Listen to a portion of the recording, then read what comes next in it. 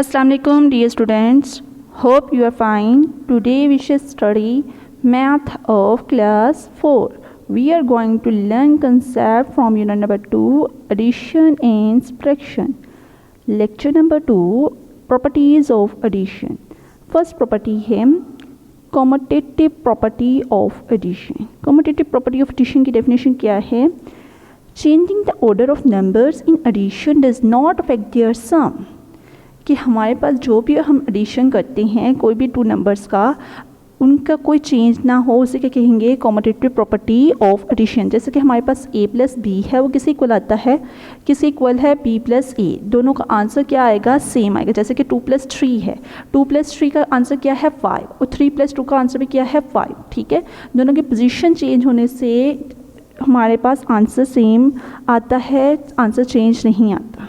Next हमारे पास first question है 3456 and 6723. Horizontal में भी है, हमने इसको किस में लिख देना है? Column wise. ठीक है, सॉल्यूशन फर्स्ट रो में हम लिखेंगे 3456 और सेकेंड रो में हम लिखेंगे 6723. ठीक है, अब हम इसको ऐड करना स्टार्ट करेंगे. ऐड हमेशा किस तरह से, कहाँ से होता है? राइट हैंड साइड से, जैसे कि हमने लेक्चर 1 में पढ़ा था. ठीक है, क्या है आंसर? क्या आ जाएगा? 6 प्लस 3 क्या होता है? 9. 5 प्लस 2 क्या होता है? 7.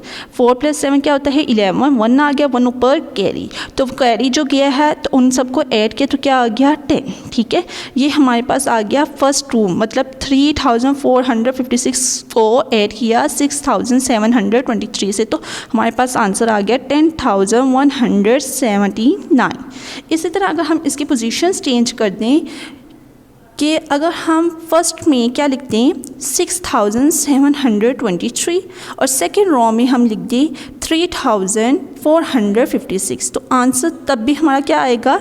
10179.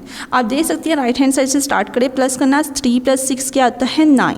2 प्लस 5 क्या होता है? 7. 7 प्लस 4 क्या होता है? 11. 1 आ गया, 1 ऊपर कैरी. ठीक है, तो कैरी गया 6 प्लस 3 9, 9 और 1 10. ठीक है, दोनों का आंसर देख लें सेम है. ठीक है, इसको कहते हैं कॉम्यूटेटिव प्रॉपर्टी ऑफ एडिशन. ये फर्स्ट प्रॉपर्टी थी. सेकंड प्रॉपर्टी है हमारे पास associative property of addition. Associative property of addition की डेफिनेशन क्या है? The associative property with respect to addition means that when we add more than 2 numbers, grouping any 2 numbers does not change the sum.